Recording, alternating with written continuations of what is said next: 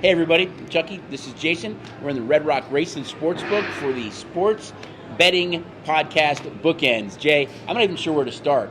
There's so much stuff going on right now, from the NBA playoffs, the Nhl Playoffs, the PGA, cusp of the French Open, the Preakness.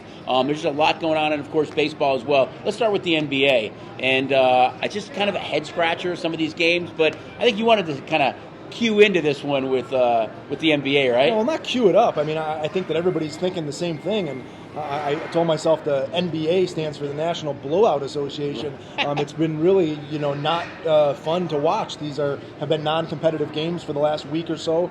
We saw Game 7s with Dallas walk into Phoenix and win that game by 30, which was good for us. Yes, they won. Were up by over 40 points in the game. Ended up winning by 33.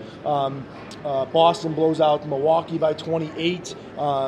Opening game in the series, we see Golden State beat Dallas by 25, and we've seen back-to-back blowouts with flipping the side, with Miami blowing out Boston in Game 1. Obviously, Boston didn't have Marcus Smart or Al Horford.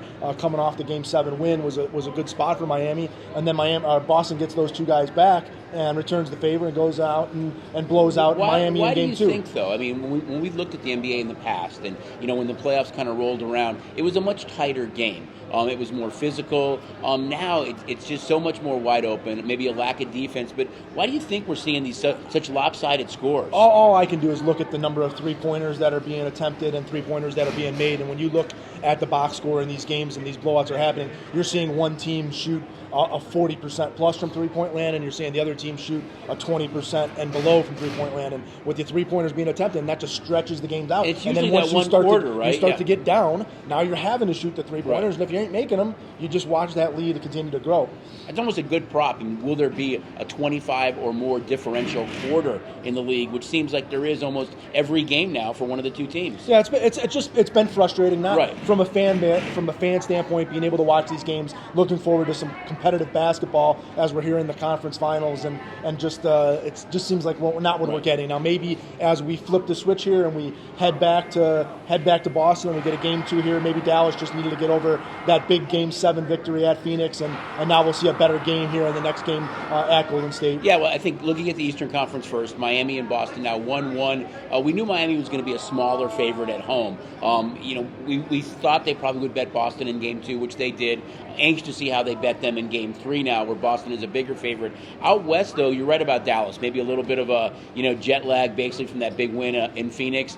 During the regular season, they were 3-1 against Golden State. They split in Golden State. They won both games in Dallas. First two games in that series went under. The games late in the season both went over. The first Western Conference playoff game went under as well. So this kind of looks at maybe Dallas and over is the way the bettors might bet this one. Well, Golden State's been able to hold serve throughout the playoffs at home. On the road, they've had their struggles, in particular going to Memphis, where they got blown out in Memphis. So we'll see if Dallas can just make this a game, maybe try and steal one in Golden State, and then do what they've been doing at home. And Dallas have been winning their home games.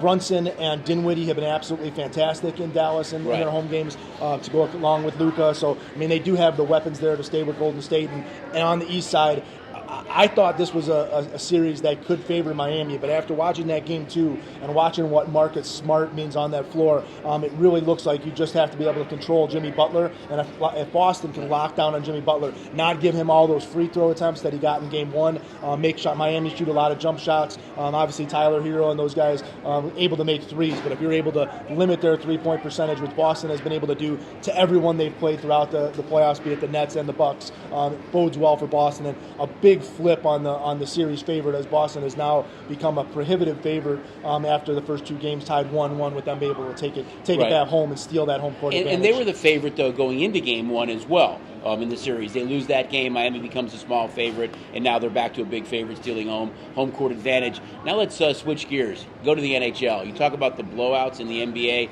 You look at the NHL, and there's nothing more fun to watch than overtime hockey during the NHL playoffs. We saw games where it looked like a blowout. Calgary and Edmonton, Game 1. It's 3-0. It's 5-2. It's 6-6 in the third period. Such a great game. You've seen upsets. St. Louis going to Colorado, almost steal both games, and then Florida. The President's President's Trophy winner, losing both games at home to Tampa. So the NHL playoffs has been the exact opposite. Super exciting, overtime hockey, great games, and a few upsets early on so far as well. Well, and we got to see a 15-goal game in the Calgary-Edmonton. Loved it. Right. Crazy output and scoring twice in the first minute. I thought it was a Canadian Football League game for a minute. It was awesome, up and down the ice action. We'll see if they continue that throughout the series. Obviously, Calgary expects to play a little bit better defense than that. Edmonton loves that open ice style. Absolutely do. But that open ice style is not going to bode well for either of those two teams as they go into the conference finals against whether it be the Avalanche or the Blues, who will absolutely take advantage of that with those two teams playing much better defense on their side. And in the East, it's I've talked about this for weeks, so that I thought the East was wide open, and obviously Carolina and Florida have been top of the conference, and the Rangers, obviously what's going on with their goalie situation, but they played a great game one and a competitive game one, and the Lightning have kind of not shocking to me, but knocked off Toronto in the first round series, and now take a big 2-0 lead on Florida and get to go back home. So they're a big favorite there to knock off the President's Cup winner. But again, I think this is a long way to go. There's a long way to go to get to the Cup final. So I'm sure we're going to see some interesting games as we move forward. There's definitely a reason that Tampa's the two-time defending champions. I mean, trailing 3-2 to Toronto, they win that tough game at home that they trail. Then they go on the road and win Game 7, and now steal 2 games on the road. Kind of a contrast in styles there as well. Florida plays kind of that wide-open style like Toronto does, likes to score a lot of goals, and when you've got a goaltender like Vasilevsky who can kind of shut that down a little bit, I think it affects your whole team. But we've been putting up a lot, again, always pushing the envelope on the props, trying to put up a lot of shots on goal, reverse puck lines, everything that you can imagine from a hockey standpoint. When you open up the hockey menu on your app, you're just going to see that an incredible amount of offerings that we have and everything that we're doing in hockey. So take a look at that. And again, it's the same thing in the pro basketball playoffs. A lot of props, a lot of stuff to look at, a lot of player props on assists and rebounds and all those types of things. So a lot to look at there, a lot of wagering opportunities and chances to bank some money in the playoffs. Absolutely. Looking at the Western Conference, too, I mean, St. Louis and Colorado, that's a great series. I mean, St. Louis could have gone in there and won both games, lost the first game in overtime, were able to win yesterday, really were in control of that game pretty much from the start. Jordan Bennington won the Cup 3 years ago. They know what it takes to win a Cup in St. Louis right now. You're going back to St. Louis for 2 games. I think this series has all the potential right now to maybe go 7. And not that Colorado's a disappointment, but over the last couple of years, they've kind of been like Toronto. You expected them maybe to get to the Cup and win it. It hasn't happened yet. I think a lot more pressure on Colorado right now going back to St. Louis. Yeah, in St. Louis, we said it weeks ago when we knew St. Louis was going to be matched up against Minnesota that the winner of that series was going to give Colorado a series. They're just too good a team, too veteran, leadership. Especially from the goaltending end. If it would have been Fleury or Bennington, you get a good goaltender that can steal a cup or win a cup with that. A former Vegas Golden Knight, David Perron, has already had a fantastic series and a fantastic playoffs. He's been able to lead that Blues team to some good games. And you said it, they're going back home. Avalanche are such a scoring line in their 1 line and their 2 line, and if Cale Makar playing great defense and scoring on that back end, they're still can be a team that gets hot and can't.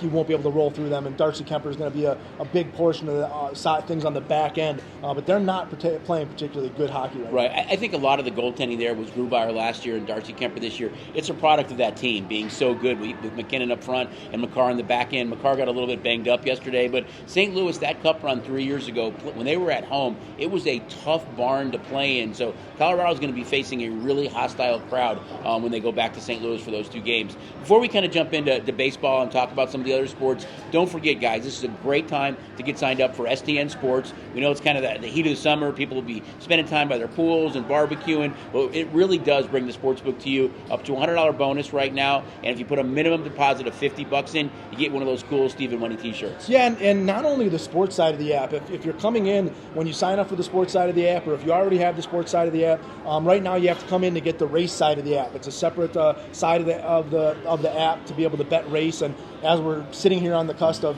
Preakness weekend, being able to bet the Preakness and get yourself set up as 3 weeks from now it'll be the Belmont Stakes. So you want to be able to have the ability to bet the horses. Absolutely. Come in when you're here, just add the horse racing app to the side of your app to be able to play the horses. And once you get it set up, you'll be able to play everything through Breeders' Cup and a lot of excellent horse racing that's going on. Right. Speaking of horse racing, unfortunately, we're not going to have that special horse that could potentially win the Triple Crown. Epicenter, who is the favorite in the Derby, will be the favorite in the Preakness. It's a much smaller field in this race, but we are going to have a $10,000 Twin Q on Saturday as well. Yeah, Rich Strike is the horse you're looking for. Decided not to run in the Preakness.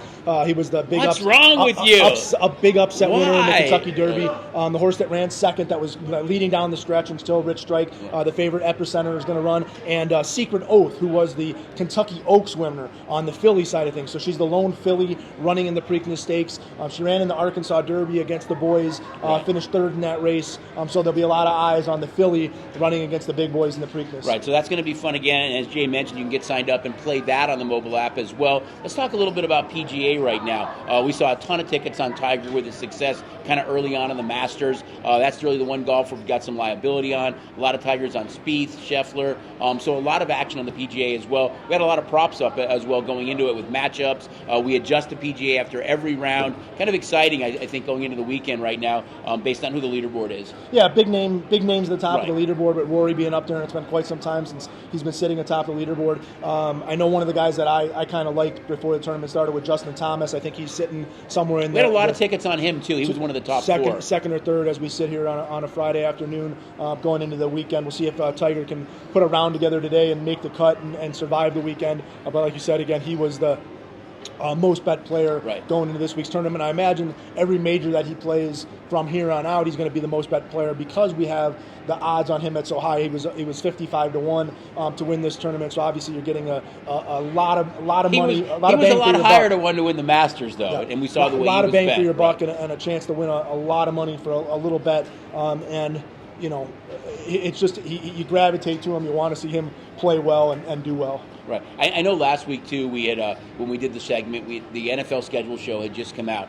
There is a ton of marquee games on the board right now as well. So if you're a pro football fan, you can really look at games from the entire Week 1 schedule is up, but you can look 2 to 17 and find maybe 3 or 4 games every week that are kind of the best games of the week that we have odds up, and all the Raider games as well right now. Still working on a lot of props for the NFL season, so check out the app for that as well. Yeah, we just put up the NFL regular season MVP prop. Going back to basketball, there is a NBA Finals MVP prop. And a cool crossover prop. Yeah, right before the hockey playoffs and basketball playoffs got back underway when we were down to the 4 teams in the NBA, 8 teams in hockey. We put up a crossover prop to the Cup winner to the NBA Championship winner, kind of the exact on who's going to win those, and we'll look to refresh that as we go on a daily basis. But again, we talk about it all the time. Run through the app, run through the props, because we're looking for new stuff every day and fun stuff to talk about and put up unique props. It's just a fun, yeah, we have a lot of fun with it. We kind of talk about it back there a lot, and we're looking for these props not just to put them up, but to create you guys to think about it a little bit, to think they're cool, create some water cooler chatter, but kind of look at a two-way prop and say which way is the best way to bet that prop. We had the New York versus LA baseball prop up, unfortunately with the Scherzer injury. Kind of looking at that right now. We'll probably readjust that too as quickly as we can and get that back on the board. But with all these sports going on, there's another sport that's going to be starting next week that's pretty popular. French Open. Talking about some tennis, yeah. Tennis, yep. I saw the draw today, and we get Djokovic and Nadal on the same side of the bracket, potentially to meet in the quarterfinals. And obviously, they both was upset by Alcaraz, the young up and comer. Could be another big story there in the French Open, and a great women's side of the tournament as well. So again, you talked about it. It just never stopped. We seem to have great action all the way through, and it's just it's exciting to come in every week and look to do props every day and do that type of stuff. And if you got a prop that you'd like us to put up, go ahead and put something in the comments or something like that, and we'll let John know, and I'm sure he'll let us know. Read those comments, and we'll put up some more fun props. You talked about the baseball prop where we had the LA be at the Dodgers and Angels versus the Yankees and the Mets on total wins for the regular season. Obviously, Scherzer's injuries here, where he's probably going to miss somewhere in the 8 to 10 starts over the next 6 to 8 weeks. Obviously, puts a crusher on potentially on the Mets, but the Angels have kind of fallen a little bit here, and the Dodgers are seeming to get hot. But boy, baseball is interesting each and every day. And I think when you look at baseball, if you looked at every division right now, you could kind of have said before the season started, this is the team that would be in first place after the first 6 weeks. Maybe the American League Central, where the White Sox are behind Minnesota right now. White Sox are starting to get hot. The really disappointment to me right now is the defending World Series champs that Atlanta sits at 17-21. I know Acuna missed some time. He's back now, but at 17-21, and dealing Freddie Freeman, lost kind of the heart and soul of that team. For me right now, through the first 6 weeks, they're kind of the quasi biggest disappointment. I'll start with just my team the Houston Astros have been playing absolutely great baseball now. Again, getting to pick on some bad teams, and they had a big series in Boston, but they've won their last 9 home games. The pitching's been fantastic, and Yordan Alvarez and Kyle Tucker, those guys heating up. If Altuve and Gurriel and Bregman, I mean, they've just got a loaded lineup, so look out for the Houston Astros. I think they're going to continue to roll and put up some big wins. The team that's been most disappointing for me is watching the Toronto Blue Jays. I think as of today, they've scored 140 runs, which would put them behind every single team in the National League that has scored more runs than the Toronto Blue Jays. And so it's just amazing that you look at that offense, you look at the players they've had, and obviously Teoscar Hernandez were out for a little bit with that offense that they have, to only have 140 runs on the board at this point in time in the year. And they lost Simeon, inconceivable. but you traded for Chapman. So, I mean, you still have a potent offense. I mean, with Bichette and Guerrero, you got a team that can score a lot of runs. So you're right. I'm not sure what the issue is right now with Toronto. It's an all of baseball, but I think it's really magnified by a team like Toronto who's got an offense like that. Yeah, and we're starting to see some of the scoring tick back up. And again, weather's getting warmer. warmer. Blame it on the balls, blame it on the weather. I don't know what it is, but we are starting to see a little bit more of the home run ball carry out of here, except for in Baltimore. Although we had a walk-off home run in Baltimore, but everybody's complaining. First time since 2018 that the O's have walked off with a home run. But the big talk over the last week and a half, obviously, with Aaron Judge making the comments of the Yankees playing in Baltimore, is the fences being moved back to about 30 feet in left field in Baltimore, and a lot of home run balls that used to go out in Baltimore are no longer going out. I think that Baltimore, as a whole, was the highest home run stadium last year, and it's now the 5th least home run stadium this year. So again, something. But they wanted to change it. They made a concerted effort to change that. They didn't want all those balls flying out. They wanted it more of a pitcher-friendly park. So we'll see how it all works out. So one more thing, guys. I know we talked a little bit about football, and I'm going to get kind of a little bit further ahead, and I'm going to talk about football, the World Cup. It's not that far away. We're going to own it here at Station Casinos in Red Rock. Just kind of putting the teaser out there right now. There's going to be a lot of cool stuff that's going on in the World Cup. It starts in November, but we're excited about it. It's in Qatar this year, and start looking in the not-too-distant future for some teasers about events that are going to be going on, giveaways, and more stuff up on the board as well. Yeah, we get the United States national team in, the Mexican team is in.